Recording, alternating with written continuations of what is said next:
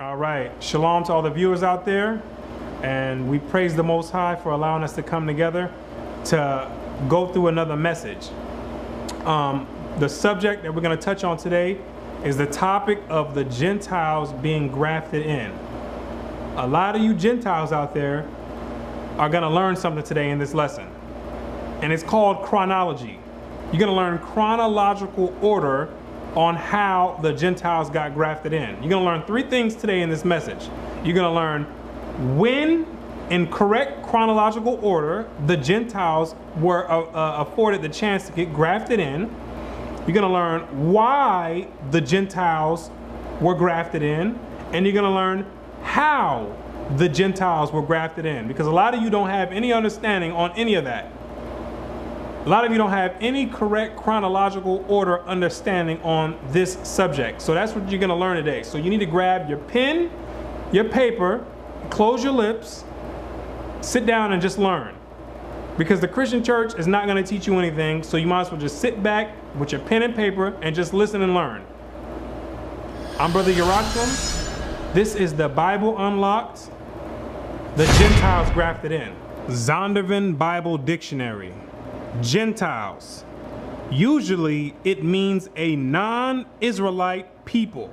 Gentile, that's the first thing we're going to start out. The definition of Gentile.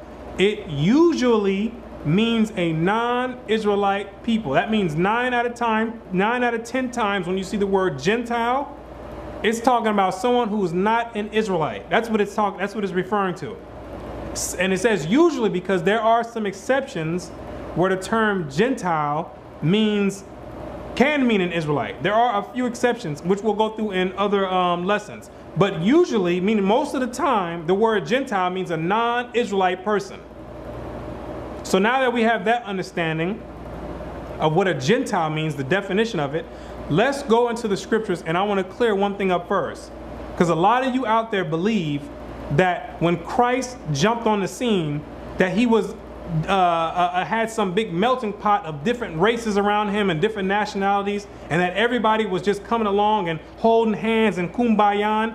That's what a lot of you have the misconception on. And I'm going to show you first that Christ, when he was on the scene, was not dealing with Gentiles. He was not, his mission primarily when he was on earth was not for Gentiles.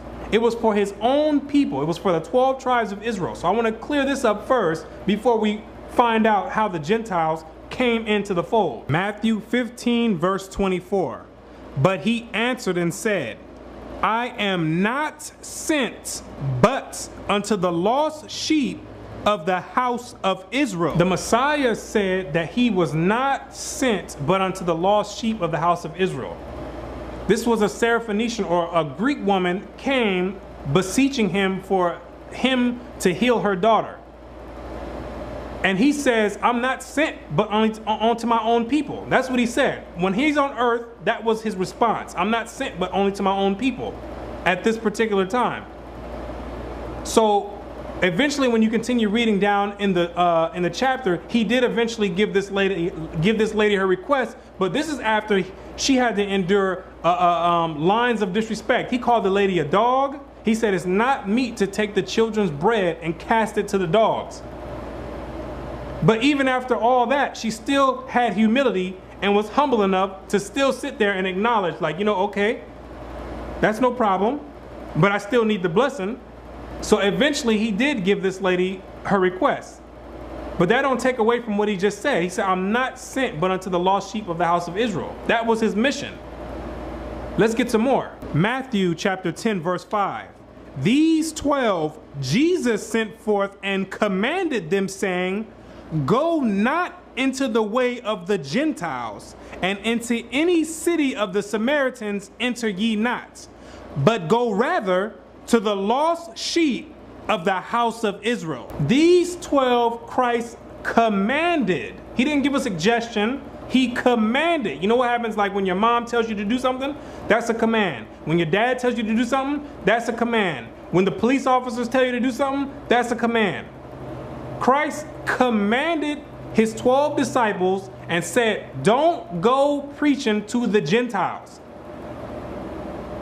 He says, don't go preaching to the Gentiles, but rather to the lost sheep of the house of Israel. Now, why is Christ saying that? Because when he was on earth, his mission was primarily for his own people. That's what you're going to read when you go through the scriptures. It was for his own people. The Gentiles were not in mention when Christ was on the scene, as you're going to find out even more as we continue going through this lesson. Christ was dealing with his own people. Now, let's get the Christian scholars, your Christian scholars, let's see if they have the same interpretation when they go through the scriptures, or if they're lying to you in the Christian church. Let's find out if I'm just making this up, or if my interpretation is incorrect. And let's go to the Christian scholars and find out what they say. Zondervan Bible Dictionary. Gentiles. While the teaching of Jesus ultimately broke down the middle wall of partition between Jews and Gentile, as it is seen in the writings of Paul and in Acts, yet Jesus limited his ministry to Jews. He limited the ministry to the Israelites. As we just went over the scriptures, I am not sent but unto the lost sheep of the house of Israel. He limited his ministry to the Jews, because you're not going to read in the scriptures Christ going out and preaching to the Gentiles. You're not going to read about Christ going out to Asia and preaching to the Asians. You're not going to read about Christ going to Europe and preaching to the Europeans, or to Africa preaching to the Africans. You're not going to read that in the scriptures. You're going to read him staying in the land of Israel amongst his own people. That's what you're going to read.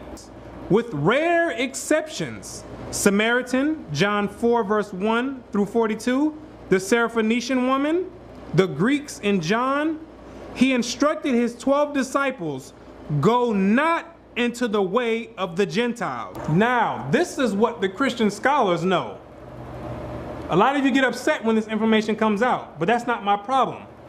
You shouldn't be upset with me for bringing out the information. You need to be upset with these people who's bringing out the information. That's what you need to be upset with. The Christian scholars and the Christian organization. While they're sitting there in church teaching you one thing about some made up Christ that don't exist in the Bible, and then they're going behind your back scribbling in the books, writing the correct information in the books. That's what they're doing. Telling you a false doctrine and then going behind and writing the real information in the books, because they know they can teach you anything in the Christian church, and you're just gonna absorb it all. You're gonna swallow it and eat everything that they tell you in there. So they know the people in the Christian church, they can feed you anything, but they know the people who actually gonna buy the dictionaries. They know these people actually read. These people actually ask questions. These people actually have an independent thought, unlike the Christian church. So they know that they have to write the correct information to the best of their ability inside of these dictionaries. So that's who you need to be upset with, the people that's going behind your back doing this stuff, because they know, they've read and studied these scriptures to a T. So they know what's in this Bible. But they're going to tell you something different in the Christian church, because it's all psychology and mind control. All psychology and mind control. That's what it is. Now, with that being said, let's go into the accounts where the Gentiles first were able to get grafted in. You're going to find out that this didn't happen until Acts the 10th chapter, after the death of Christ. This is what I said, you're going to get correct chronology. So now we have Christ, who's saying he's not dealing with Gentiles. Now we're going to go to Acts the 10th chapter with Cornelius. This is the first time that the Gentile was able to get grafted in, with Cornelius in Acts the 10th chapter. Acts is after the Gospels, to all you that don't know. This Acts is after Christ's death and ascension up into the heavens. Let's go and get the account from Peter, who was the head apostle under Christ. Acts chapter 10, verse 28. And he said unto them, ye know how it is an unlawful thing for a man that is a Jew to keep company or come unto one of another nation. This is Peter speaking, the head apostle under Christ. He says, you know, you Gentiles know that it is an unlawful thing for a man that is a Jew to be keeping company with you Gentiles. He says, you know this already. And Peter's saying it because Christ never taught them about keeping company with Gentiles, even when Christ was on the scene. That's why Peter's having this revelation in Acts the 10th chapter. That's the whole purpose behind Acts the 10th chapter. He says, you know it's unlawful for us to be keeping company with you. You know this.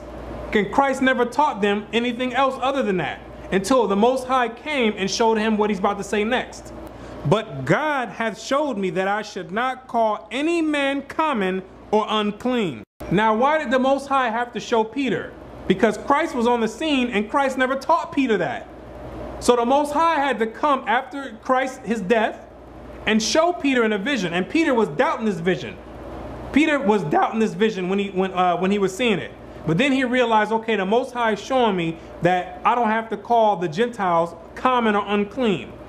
This is the beginning of the Gentiles being grafted in, not when Christ was on the scene. Because if the Gentiles were grafted in when Christ was on the scene, there would be no need for Acts the 10th chapter. There would be no need for Cornelius. There would be no need for any of that. But that's the whole purpose behind Cornelius. Now, from here, Acts the 10th chapter, now we're going to go into Paul, the apostle of the Gentiles, and he's going to explain to a T how the Gentiles were grafted in and why the Gentiles were grafted in. That's what he's going to explain. So now we know when the Gentiles were grafted in, after the death of Christ, when Peter received the revelation.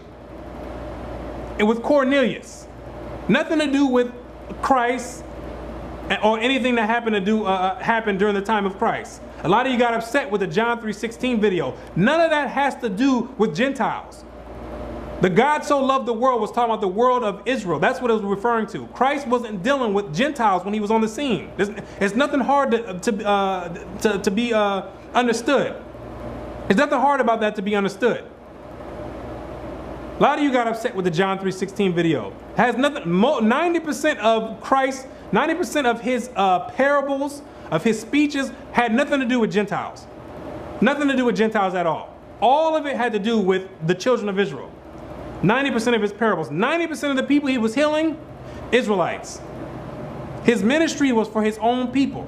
So now let's go find out from Paul how the Gentiles were grafted in and why they were grafted in. That's what we're going to find out now. Romans 11 verse 1. I say then, have God cast away his people? God forbid. For I also am an Israelite of the seed of Abraham, of the tribe of Benjamin. That's what Paul's asking. Has God cast away his people? God forbid. That means no. Who are his people? The Israelites, as Paul just said. God has not cast away his people like the Christian church would love to make you believe, that the Israelites are done away with and everyone else is just in the fold and the Most High just cast away the Israelites. Paul says, God forbid. Israelites are not cast away. Romans 11 verse 11.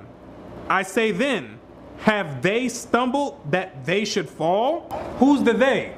Context, verse 1. The Israelites, all 12 tribes of Israel. Have they, meaning the Israelites, stumbled that they should fall? God forbid. That means no. The Israelites didn't stumble so bad that they would fall and not be able to get back up. That's what Paul's saying. But rather through their fall, salvation is come unto the Gentiles. This is how the Gentiles were able to get grafted in. Rather through the Israelites' fall, salvation was extended to the Gentiles. This is how the Gentiles were able to get grafted in. Not from Christ dying on the cross or anything else. Paul's telling you firsthand how the Gentiles are able to get grafted in. Paul, the apostle to the Gentiles, is letting you know exactly how you got grafted in. I can care less about what the Christian pastor says, what you think, what any philosopher out there says. No one can tell it better than Paul, who was the apostle to the Gentiles. No one can give a better explanation than Paul himself. Paul's letting you know how you got grafted in. And now he's about to tell you one of the reasons why you got grafted in, because there's two reasons why the Gentiles got grafted in. Paul's about to tell you the first one. For to provoke them to jealousy. For to provoke the Israelites to jealousy. This is one of the reasons why the Gentiles got grafted in. This is a prophecy being fulfilled, written all the way in Deuteronomy, which of course you wouldn't know about it because you don't study the Old Testament.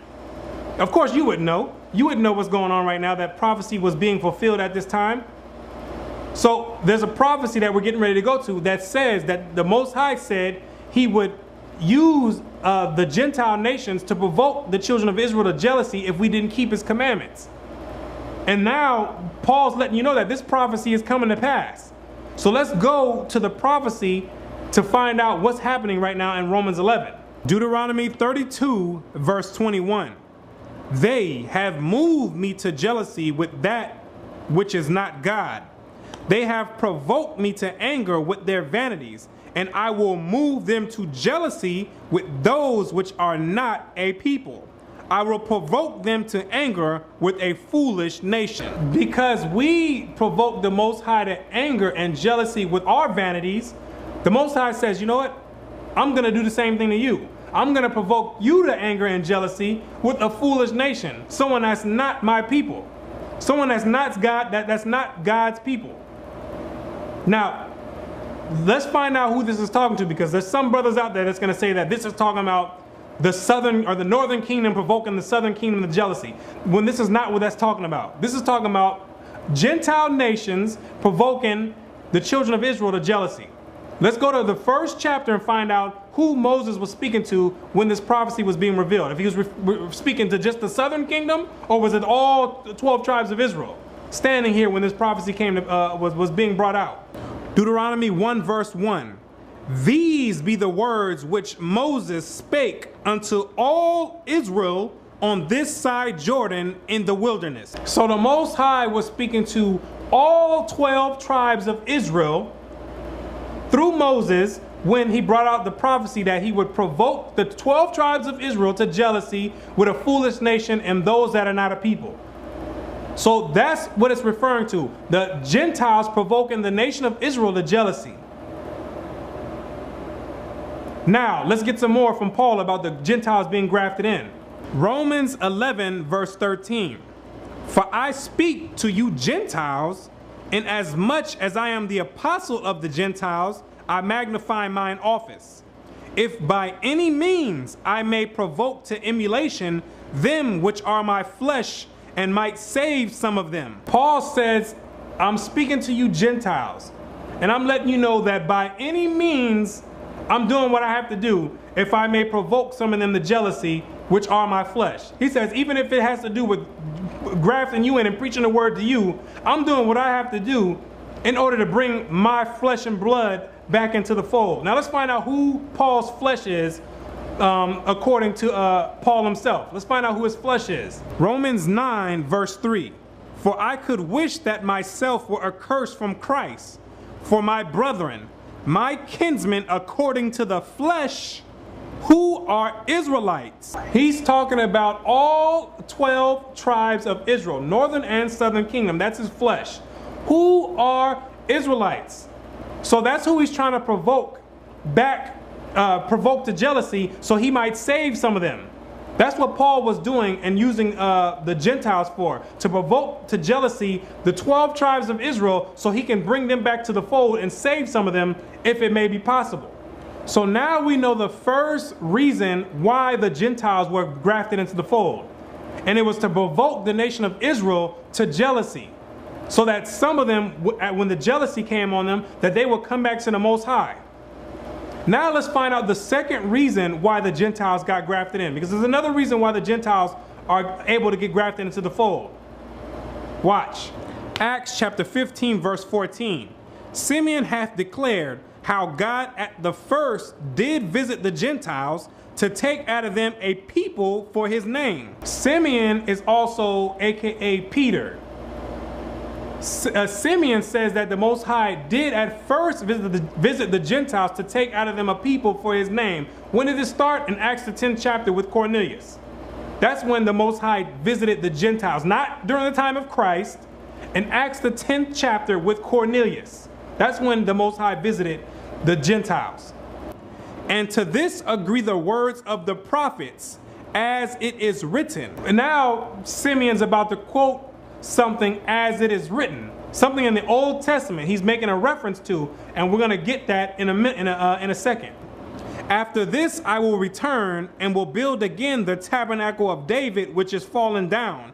And I will build again the ruins thereof, and will set it up, that the residue of men might seek after the Lord, and all the Gentiles upon whom my name is called, saith the Lord, who doeth all these things. Now, Simeon just paraphrased a prophecy from the Old Testament. Now we're going to go to the exact prophecy that he was paraphrasing, so we can get the full understanding on what Peter was referring to, or what Simeon was referring to. Let's go to the Old Testament account, because he said, as it is written. So let's go to where it's written to find out what Simeon was referring to. Amos 9 verse 11. In that day will I raise up the tabernacle of David that is fallen, and close up the breaches thereof. And I will raise up his ruins, and I will build it as the days of old. The same thing we read already in Acts 15. It's the same exact thing. So let's continue going on. That they may possess the remnant of Edom, and all the heathen which are called by my name, saith the Lord that doeth this. You're going to find out that the Most High is taking those from the Gentile nations to be a possession for the nation of Israel in the kingdom of heaven.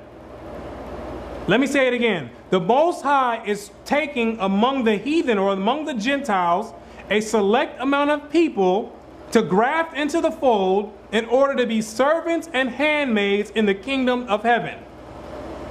A lot of you don't want to accept that, but that's not my problem. A lot of you don't want to accept that.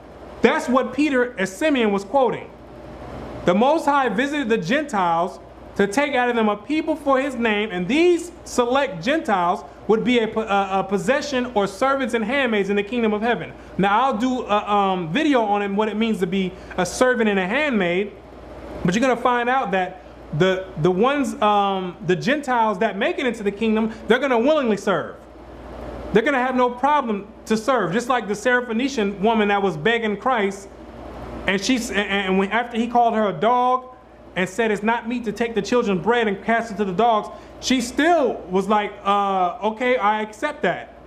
And then he blessed her. They're going to be people like that, like Cornelius, like Ruth. There's going to be people that's willing to serve. And it's not talking about whipping and chains and all that. That's not what it's referring to when it says, when it's being a possession or servants and handmaids. I'll do a video on that to give a full explanation. But those people that make it into the kingdom, the Gentiles that make it to the kingdom, are going to have a problem serving the children of Israel, because it's going to be in righteousness. That's what's going on right now with the Gentiles being grafted in. That's what the whole ordeal is about. Not everybody holding hands and kumbaya and everybody just whole big rainbow family. That's not what it's dealing with. It's dealing with a social a structure in the kingdom of heaven that's going to be set up. You can't have a kingdom without rulers and subjects. The scriptures tell you that there are going to be 12,000 from each tribe in Revelation 7. From each tribe, that's going to be rulers over the next kingdom. Well, who they're going to be ruling over? They're going to be ruling over the air, or what? Ruling over frogs and cats? They got to have somebody to rule over. You can't have a kingdom without the rulers and subjects. See, but the problem is, that's why in the future videos, most of the Gentiles, you're not going to make it to the kingdom anyway, because you're too proud and stubborn to be able to accept the position that the Most High has appointed for you. And a lot of you ask all the time, I get a lot of comments from you, well, do you think that's fair? That the Gentiles have to serve the Israelites? Do you well, it's not my problem. It's not my position to say if it's fair or not. It just said the Most High that doeth this. Not Brother Yerushalayim that doeth this. The Most High that doeth this. So what I think or what I feel don't have nothing, that's irrelevant. That's irrelevant. How I feel about the situation is irrelevant. That's not my job. My job is just to show you what the scriptures say. To the best of my ability, bring out the scriptures and then give you the full breakdown and understanding of it. So don't ask me no questions about how I feel and do you think it's fair. I don't want to hear any of that, because that's not my job. I'm not the Most High. I can only tell you what He says and what the outcome is going to be at the end. So this is another reason why the Gentiles were grafted in, to be servants and handmaids in the kingdom of heaven. Romans 11 verse 17. And if some of the branches be broken off, and if some of the branches were broken off, let's find out who these branches are referring to. See, Paul right now is giving an analogy of an olive tree. And the olive tree, we're going to find out that it represents the 12 tribes of Israel. So let's find out what prophecy Paul is quoting from in order to get the understanding on what he's breaking down right now. Jeremiah 11 verse 16. The Lord called thy name a green olive tree, fair and of goodly fruit. With the noise of a great tumult, he hath kindled fire upon it, and the branches of it are broken. The branches of it are broken. This is the same thing that Paul is referring to. Now we're going to find out who were the branches that were broken off. That's what we're going to find out as we continue reading. For the Lord of hosts that planted thee hath pronounced evil against thee, for the evil of the house of Israel and of the house of Judah, which they have done against himself, to provoke me to anger in offering incense unto Baal. The branches that were broken off were both northern and southern kingdom, Israel and Judah. A lot of people are breaking this down incorrectly, saying that the branches that were broken off were the scribes and Pharisees and just the southern kingdom. Both northern and southern kingdom Israelites were broken off of the olive tree.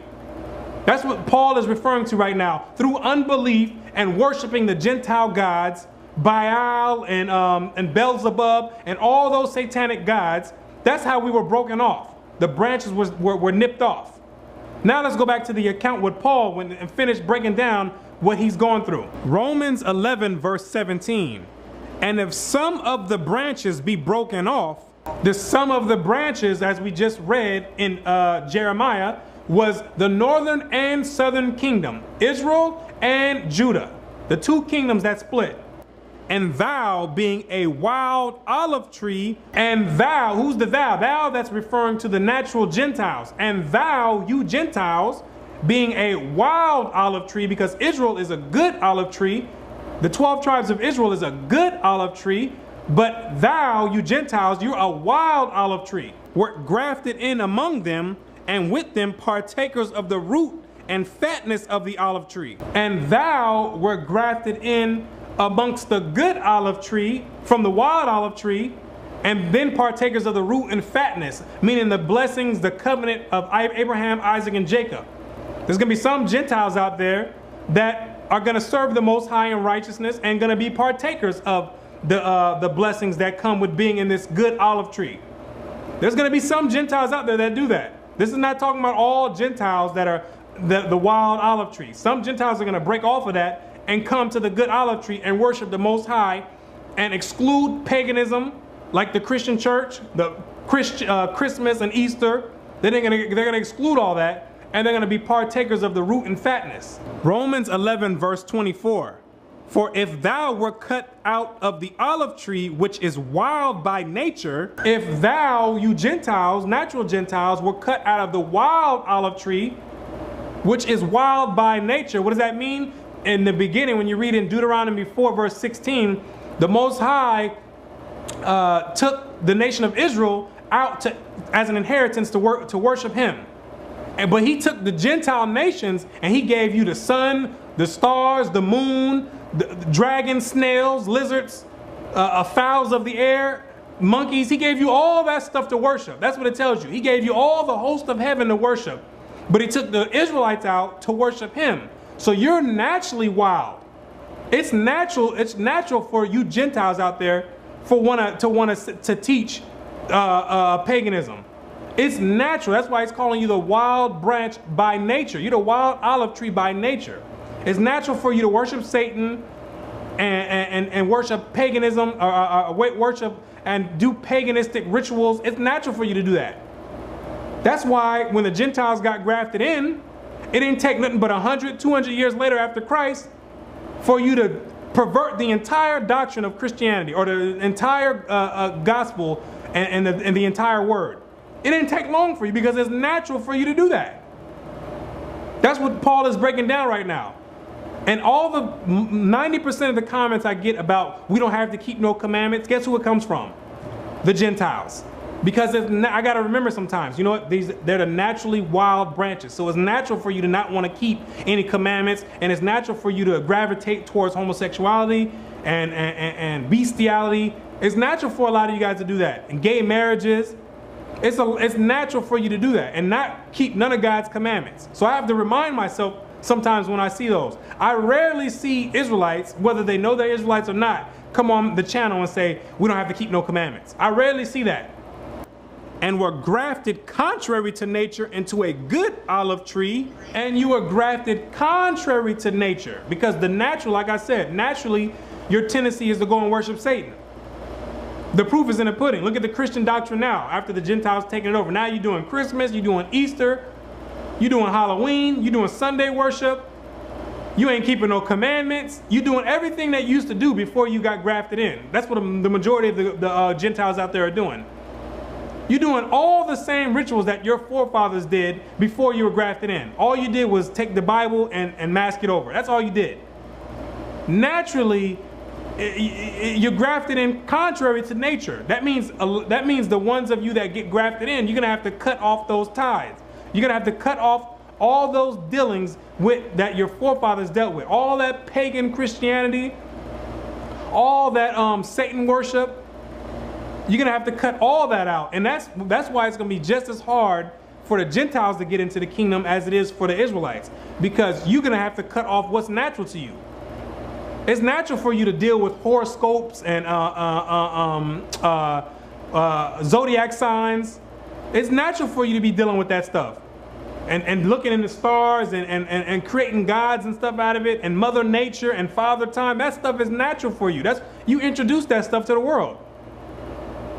So that's natural. So it's going to be hard for you to cut those ties off. You got to cut that off and come into the good branch, which means worshiping the Most High in righteousness, keeping His commandments, and having no other gods. That's going to be hard for a lot of Gentiles to do. Hard for a lot of Gentiles to do. How much more shall these, which be the natural branches, be grafted into their own olive tree? Paul is saying, if the Most High took you out of the wild olive tree from worshiping Satan and Baal and all those other pagan deities, if He was able to graft you out of the wild olive tree and bring you into the good olive tree, how much more is He able to take the natural branches and bring them back and graft them in again? Meaning the Israelites are not going to be cut off and not be able to come back into their own olive tree because we're the natural branches. We're the natural branches. So we can get grafted back into our own olive tree. See, it takes a lot more science and work to chop off a wild olive tree and graft it into a totally different olive tree. But the natural branches, we're able to come right back into our own fold with no problem. The Most High is accepting all Israelites that's willing to come back and repent, even though it's only going to be a remnant that shall be saved. A remnant of Israelites going to be saved. That's it. For I would not, brethren, that ye should be ignorant of this mystery, lest ye should be wise in your own conceits. Paul says, don't be ignorant, you Gentiles, lest you be puffed up with pride. That's what he's telling the Gentiles, who's thinking that the Israelites just got cut off and now they're grafted in. And the Israelites can't come back into the fold. That blindness in part is happened to Israel, until the fullness of the Gentiles be come in. Until the fullness of the Gentiles become into the fold. That's what it's referring to. Until the fullness, the designated amount of Gentiles come into the fold. Because there's only a certain amount of slots on this olive tree. You have an olive tree there, and it's only a certain amount of slots on it. So you have Israelites that are broken off of it, because at one time, the olive tree was only Israelites. That's all the olive tree was for. You have the whole olive tree with a certain amount of branches on it and a certain amount of slots or stems.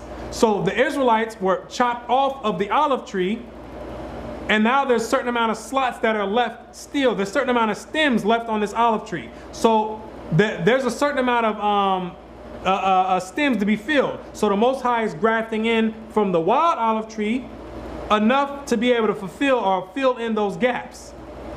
Because there's only going to be a remnant of Israel that returns back to this olive tree.